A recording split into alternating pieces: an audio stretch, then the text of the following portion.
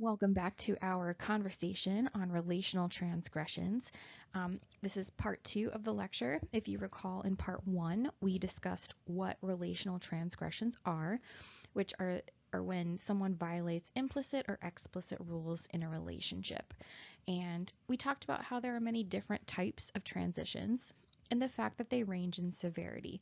So some are less severe than others, like forgetting an important event or something even like disrupting quality time by focusing too much on your phone or phubbing your partner, to bring it back to something we talked about earlier in this semester. But some transgressions are more severe, like betraying a partner or cheating on a partner.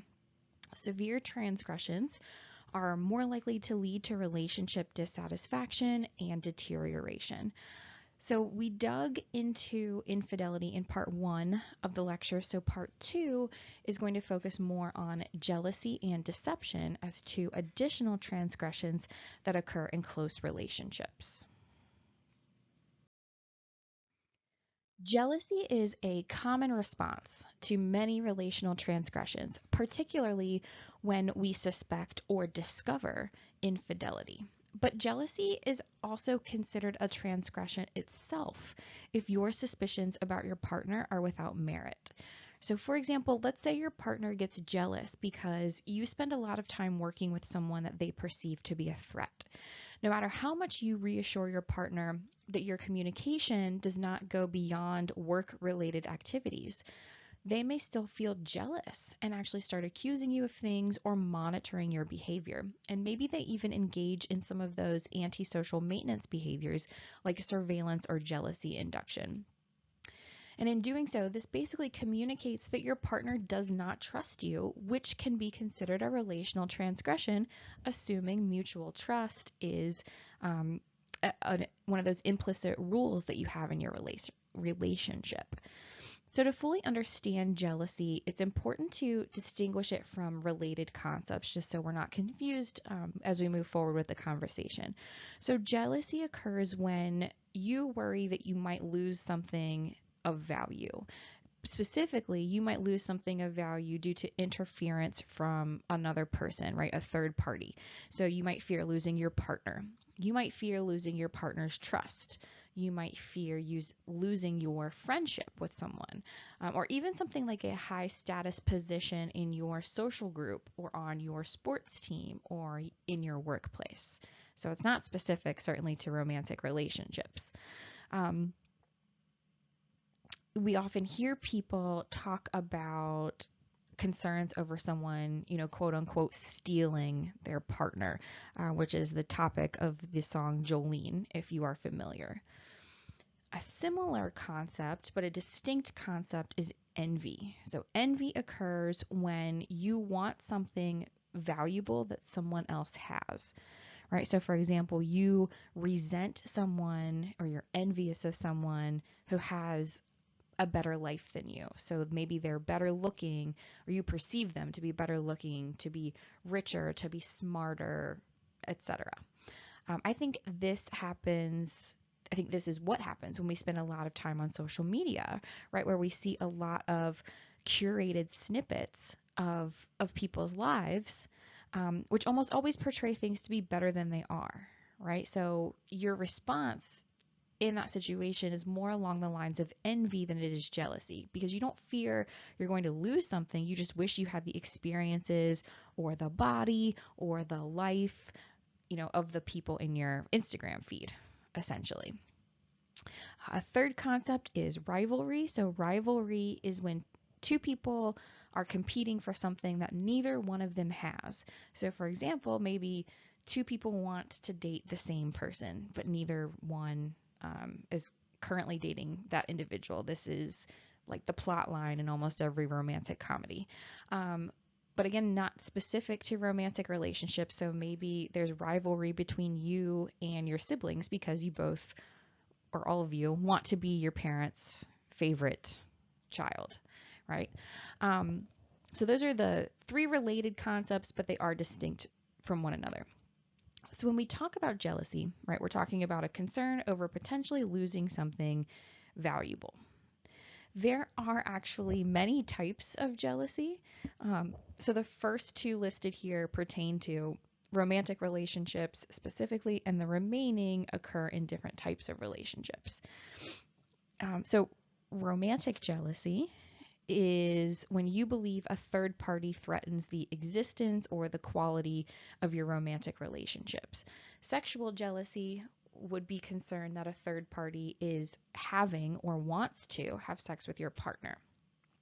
Friend jealousy or friendship jealousy would be you feeling threatened by your partner's relationship with their friends, right? So this could be your partner, or it could be, your romantic partner, but it could be worrying that your best friend has a new best friend, or that your best friend maybe even has a new partner, and you fear that they won't want to spend as much time with you.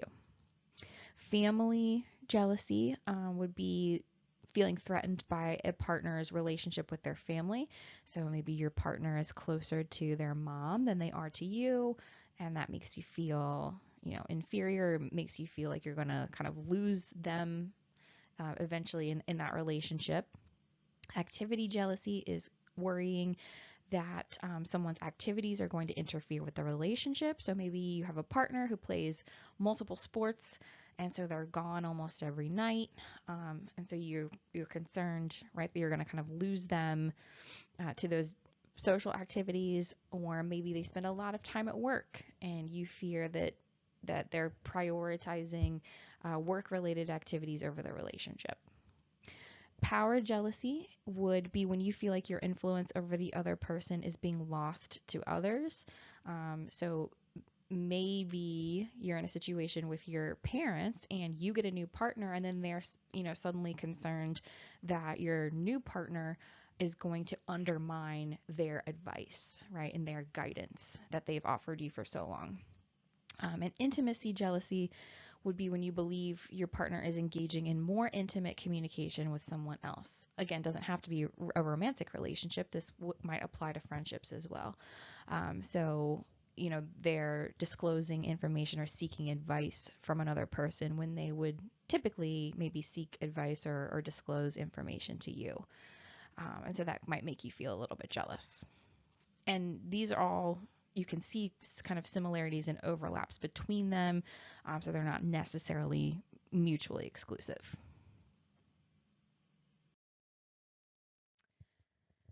I want to talk a little bit about jealous thoughts and jealous feelings, because this is an important aspect of the kind of jealousy experience and the communication of jealousy. So when we perceive third-party threats, we experience many thoughts and emotions. So on the cognitive side, or on the thought side, we make appraisals about the source of the threat and the severity of the threat, right? So where the threat's coming from and how serious is it? There are two types of appraisals. There are primary appraisals and there are secondary appraisals. So primary appraisals are general evaluations about the existence and quality of a rival relationship and the degree of threat from the third party.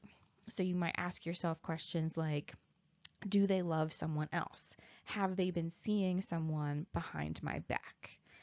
Secondary appraisals are more specific evaluations about the situation, including possible causes as well as possible outcomes. So this includes things that you do to gather information and interpret the situation. So you might assess motives behind the behavior that's making you jealous, right? So why did this person cheat on me? Why is this person spending so much time at work? And then you compare yourself to the rival, right, to the other person.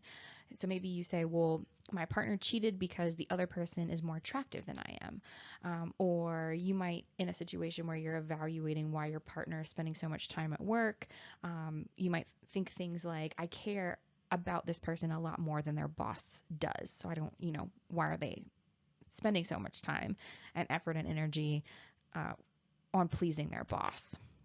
And then you would evaluate alternatives, right? So you might ask yourself questions like, would I rather be on my own than then with someone who cheated, or where could I go from here, right? What are my other options? And then you think about the potential loss. So how hard would it be to recover if my partner and I were to break up? So we make these appraisals so that we can plan coping strategies, right? And assess the outcomes of a situation. So maybe you decide the person is cheating because you spend too much time at work. And so that might make you then put more effort into setting aside specific time for that person, turning off your phone, turning off your laptop when you are around them, right? And then if they respond positively, you can keep engaging in those behaviors.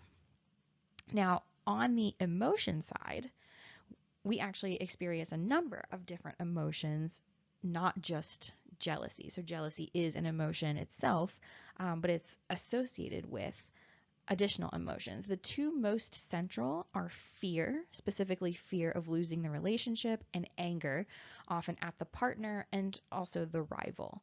But we might also experience sadness, right? So you might feel like the relationship is coming to an end, so you feel gloomy and you feel lonely. You might also feel guilty.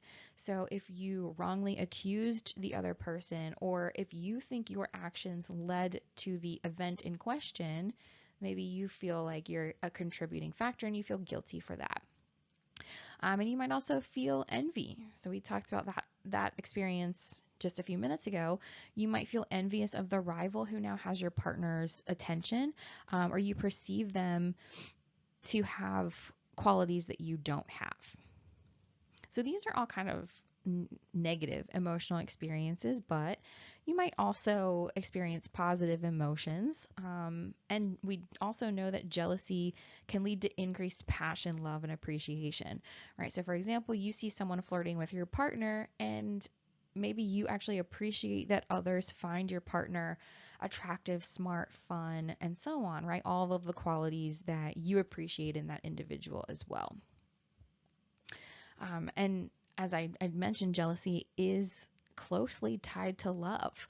If your partner never gets jealous, you might assume that they really don't care much about you or the relationship. So, in other words, there are certainly some negative aspects of jealousy, but jealousy is also an indicator of love and attachment, and it's relatively common in all different types of relationships. Unfortunately, after kind of briefly talking about the positives here, um, sometimes people in relationships intentionally induce jealousy, which we've actually talked about a few different times this semester, right? So people might induce jealousy in the other person in an attempt to make the partner value the relationship more, but they might also induce jealousy to get revenge on the other person if they feel that they're not being treated fairly, or the other person is flirting, or the other person is potentially cheating on them.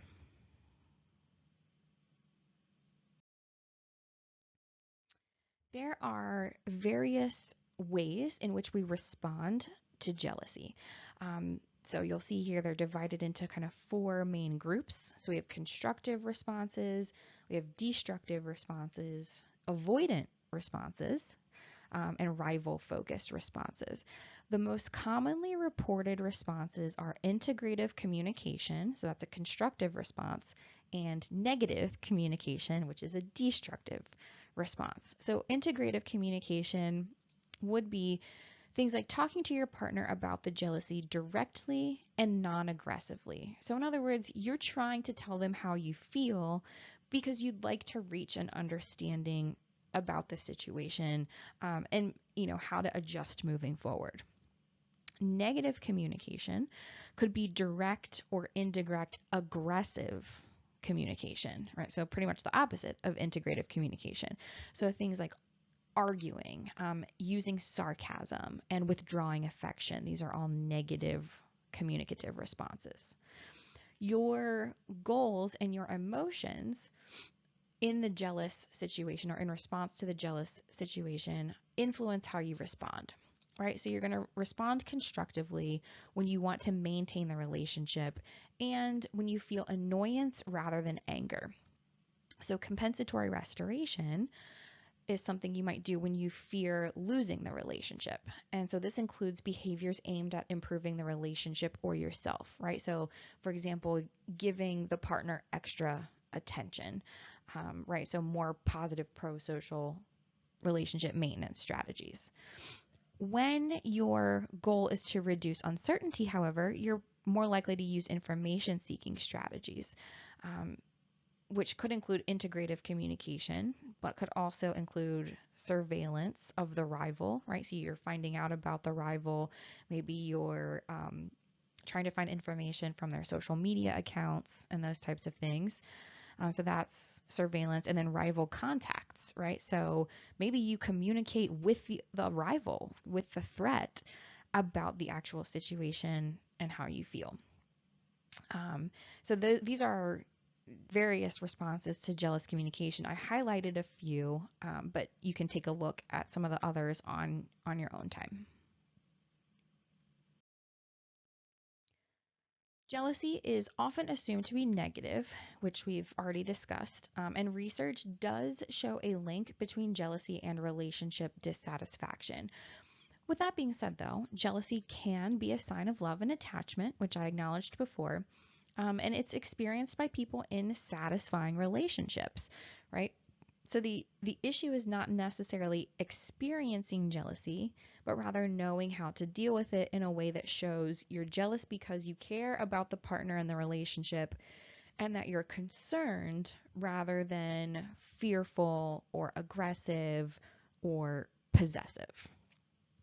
So integrative communication seems to be the best way to handle jealousy, but particularly when expressing emotions, right? So it's okay to express negative emotions in a relationship and to communicate that in situations um, that deserve it. So you can be jealous, and that can be a negative experience for you, and that's fine.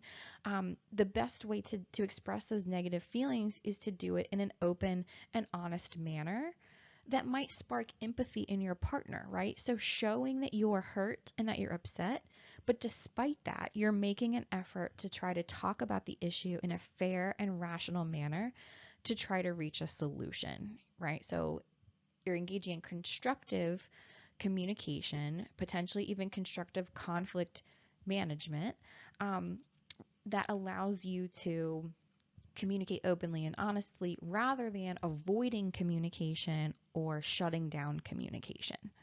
So that's the best approach to handling jealousy. So that was a super quick rundown of jealousy. And we really only focused on one aspect of jealousy in close relationships. There's a lot more information out there. There's a lot more research about jealousy, how people experience it, how they respond to it, how they communicate about it. If you would like further information, just let me know and I can direct you accordingly. The third and final transgression that we are going to discuss is deception. So I want to begin by acknowledging that many people assume that deception and lying are the same things. But that's not necessarily true. So deception is intentionally managing verbal and nonverbal messages so that a receiver will believe or understand something in a way that the sender knows is false. So what I want you to do is think of deception as an umbrella term, right? Like a really broad term that encompasses a number of different misleading behaviors, only one of which is lying. So the next few terms I'm going to talk about all qualify as deception, but not all of them are necessarily lying. To kind of give you an example of the difference, I had my advisor in grad school. He is still in our department. His name is Dr. Ross Buck. He conducted a series of studies where he observed participants' facial expressions. And so he would tell the participants that as they signed up for the study that they may be video recorded during the procedure. And so the participants would then enter a room that contained a video camera, but the camera was set aside in the corner of the room and covered. And that led the participants then to assume that they were not being recorded because the camera in the room was put away. And so the reason for this is because he wanted spontaneous, accurate, and honest facial expressions during the experiment. But what was actually true is that there was a hidden camera elsewhere in the room that actually was recording their facial expressions. So he did not lie to him, he deceived them. But in terms, because he misled them, but he didn't lie because he did tell them that they might be recorded during the procedure. So that's an example of kind of the difference between lying and deception. So lying, more specifically, includes making up information and giving information that is opposite of or very different from the truth. So to put it simply, messages that falsify the truth, right? Lies involve a deliberate attempt to mislead someone without prior notification. And the reason I'm emphasizing without prior notification is because there are situations where you might expect to be lied to. So if you attend a magic show, for example, you expect the performers will be deceiving you. We also know that coaches of sports teams will not reveal their game plan to the other team. So the coaches and the players of the opposing team kind of assume some level of deception. Also, sarcasm does not qualify as a lie, nor does unknowingly providing inaccurate information. So, for example, if you tell someone that the movie you're going to see starts at 7 p.m., but it actually doesn't start until 8 p.m., and you just were mistaken about the time, that does not count as a lie because you didn't know, you weren't intentionally providing false information. But if you go to a party and your romantic partner asks if your ex was there, and you say no, but that person actually was there, that is a lie, right? You're knowingly and intentionally providing false information. A couple of other types of deception include equivocation, concealment, and exaggeration, as well as half-truths. So we actually talked about equivocation earlier in this semester, and this is when you are kind of making indirect, ambiguous, or even contradictory statements. Typically, you're trying to give a false impression without really lying. So for example, your roommate says, "Did you eat the last cupcake?" And you respond and say, "I'm on a diet. I can't even eat sweets." Well, you didn't really answer the question, but you led your roommate to believe that you did not eat the last cupcake because that's not within the constraints of your current food intake situation. Concealment includes omitting information that you know would be important or relevant to a given context.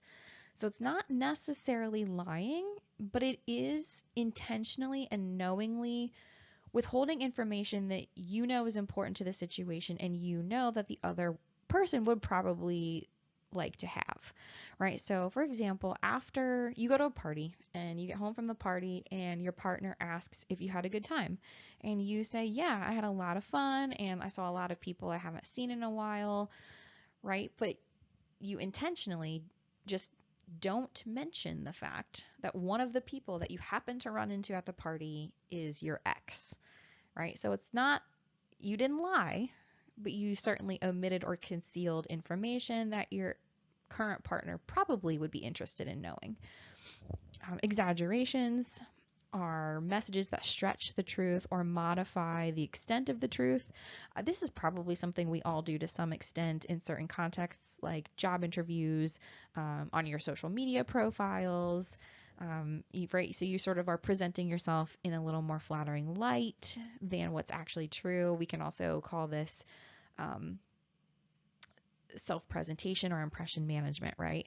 But there are other situations where you might exaggerate the truth. I know, for instance, I tend to exaggerate the truth when it comes to walking my dog because I don't like walking him sometimes because he tugs and pulls and drags me around the yard, and he does not do that to my husband, right? So my husband will come home after work and he'll say, did you take the dog outside? And I'll say something like, oh, I haven't taken him out, but he's been asleep the whole time and I just really didn't want to wake him. Or, I'll tell him like I did take him out and I stood out there with him for like 20 minutes and he wouldn't do anything. Right. And that's not necessarily true. I've exaggerated the extent of the truth. And then half truths are kind of the opposite of exaggerations. So these are understatements, right? Downplaying aspects of the truth. So messages that conceal the whole truth and withhold pieces of information to minimize the effect or the outcome, right? So maybe telling part of the truth, but not all of it, or combining some truth with some false information. So your partner, you go to a party and your partner asks if your ex was there, and you say something like, yeah, but maybe you just don't mention that you hung out with that person while you were at the party, or that you talked with that person while you were at the party, right? So you admit that yes, you saw them, but you don't tell them to the extent to which that you actually communicated with that individual.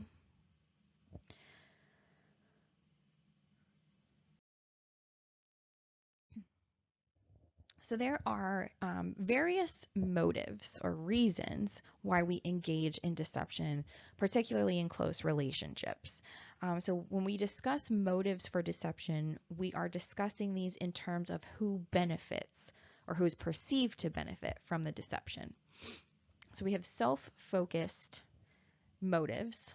So you're using the deception for selfish reasons, to basically ensure that you're the beneficiary of the deception, right? So you might engage in deception to maintain your self-image or to protect yourself from anger, embarrassment, or criticism.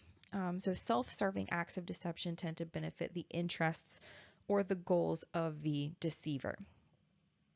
You might engage in deception with the intention of protecting the partner, though. So these are other serving acts of deception that benefit the partner or serve to protect the relationship as a whole, right? So relationship focused motives, again, you're using deception to protect the relationship. So partner focused, maybe you're being polite, right? So you don't want them to feel bad or to be upset or angry about something, and so you are engaging in deception to protect them, or you are trying to protect the relationship.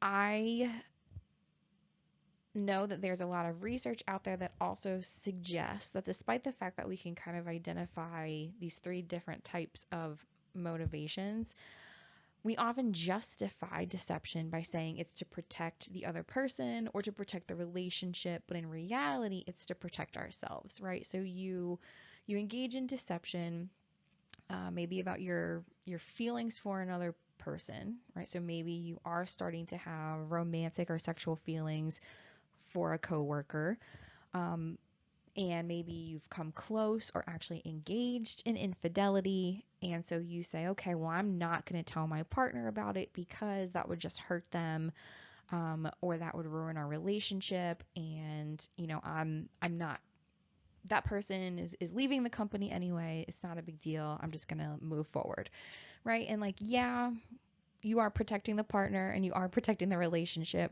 but I think at the end of the day, we could probably agree that you're protecting yourself as well, right? So sometimes we justify deception by saying it's to protect the other person, but really you're trying to protect yourself.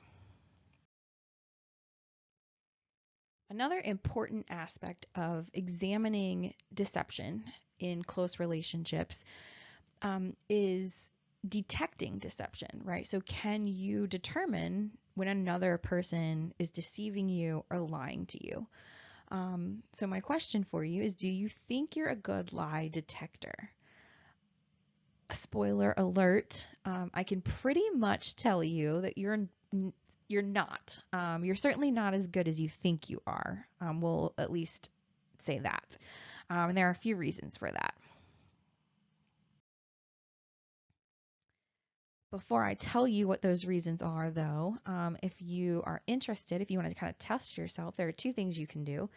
So there is a video posted on Husky CT. It's from the late night show with Jimmy Fallon. So watch the video, and as you're watching, try to determine if each person is lying or telling the truth. But more importantly, try to pinpoint why you think each person is lying or telling the truth. So is it something in the details of their story? Is it in their answers to the questions being asked? Is it related to their nonverbal communication, right? Like their eye contact or speech hesitations or something else, right? So I want you to not only try to determine if you think they're lying, but I try to really explain or identify why you think they're lying or why you think they're telling the truth. And then there's another thing that you can do. There's an activity from the New York Times, and they're short videos of just regular people talking. So the difference between the New York Times activity and this Jimmy Fallon video is that the Jimmy Fallon video features celebrities, actors, right, who are trained in basically acting not like themselves. Um, the New York Times activity features just regular people telling a story or answering a question. And so I want you to use that to try to determine if those people are telling the truth, and again, why you think they are telling the truth or why they might be lying. So I mentioned before that you're probably not as good of a lie detector as you think you are. A lot of people assume that we can tell when people are lying to us, but that's just not entirely true. And in close relationships specifically, there are a few things that work in our favor, and these reflect the advantages of relational closeness in detecting deception. But there are a few things that inhibit our ability to detect deception as well. So a couple of advantages related to relational closeness for detecting deception are behavioral and information familiarity. So behavioral familiarity allows you to recognize deception when the other person is not behaving normally, at least not behaving normally in terms of your understanding of how they typically behave, right? So if their behavior deviates from what you expect, or how you expect them to act in a certain situation or to respond to a certain comment or question, right? That's going to call your attention to that behavior, and you're going to maybe start to doubt them. You're maybe going to start to question them because this is somebody you're close to. So you're generally familiar with their behavioral patterns, their communication patterns, right? The way they generally act in certain situations. So that familiarity you have with their behavior is an advantage in terms of detecting deception, because you can tell when they're acting differently. Information familiarity reflects the fact that we have certain information about the people in our lives, right? Different interaction partners. And so they just can't lie about those things because you have enough information to be able to spot gaps or holes in their story, right? So having information about like their routines, their daily routines and activities, right? Where they work, when they go to work, when they take classes, how many classes they're taking, who they're dating, or if they're dating anyone, or if they're not dating anyone, right? Aspects about their social networks and their families and so on and so forth. I think you get the picture. So you have information about the people you're closest to that actually make it difficult for them to deceive you. Now, there are disadvantages, of course, so things that work against you related to the closeness of a relationship. And the first is the truth bias. So the truth bias is the assumption that the people we interact with are generally being truthful.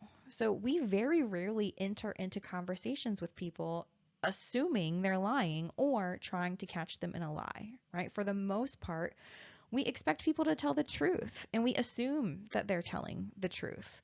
And this is especially true with people you're close to. You expect people you're close to not to lie to you.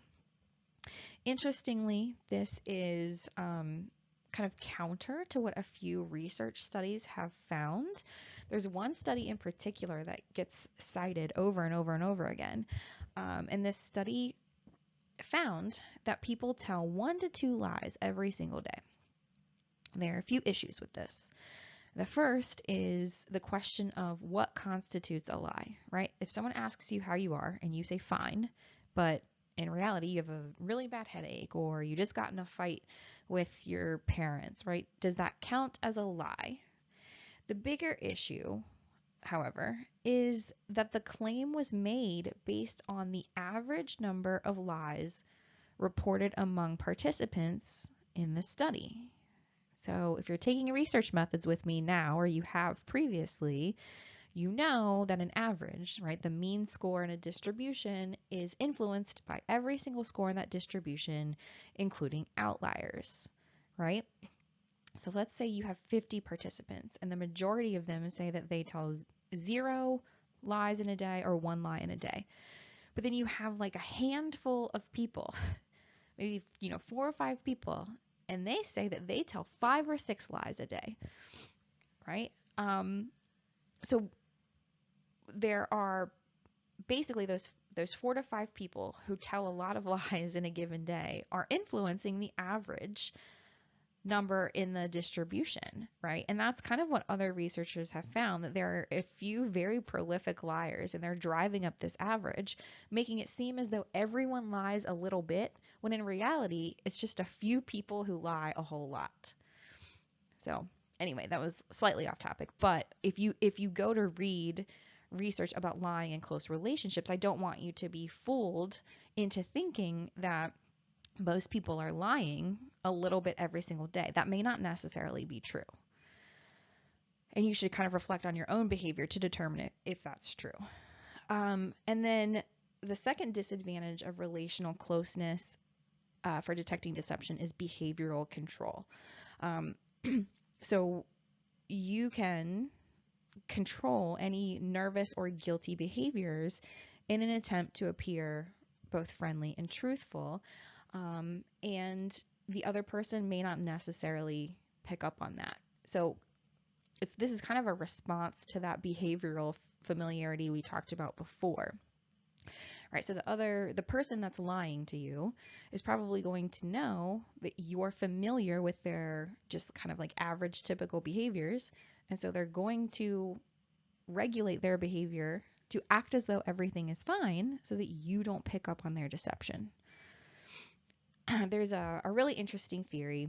It's called interpersonal deception theory, and it's an expansive theory. I think there are like 17 or 18 propositions, and it's a really great theory for examining deception as it unfolds across an interaction, because it takes into account the fact that communication is a two-way process, right? And so the sender or the deceiver in the interaction engages in a number of behaviors, but also adapts and adjusts the way that they're interacting based on the feedback they get from the receiver, the person that is being deceived, right? So deception really is an interactive process, especially when we're looking at it as it occurs in interpersonal relationships.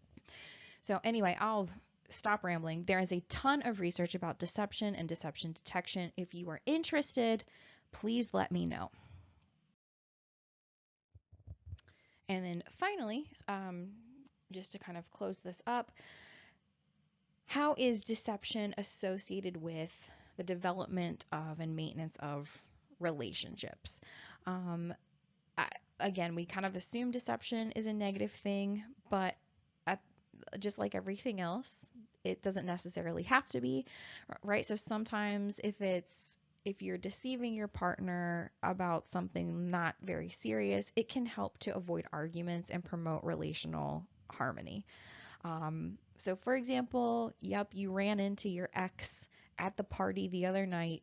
You have no intention of talking to them again or seeing them again. Maybe it was just kind of a chance encounter. They're, visiting from elsewhere, and they happened to be in town for the weekend, and you saw them. But you don't intend to engage with them or interact with them any further. Do you need to necessarily disclose that to your partner? I mean, that would be kind of up to you. Some people would say yes, some people would say no. I can probably just move on and forget about it, and it's not going to be a big deal. And then deception also allows us to kind of downplay our faults and play up our virtues, right? So that would be reflected in half-truths and exaggerations. Obviously, this can backfire if again you're deceiving about something serious or important, and then your partner learns the truth, right? So that can negatively impact the relationship and relationship satisfaction.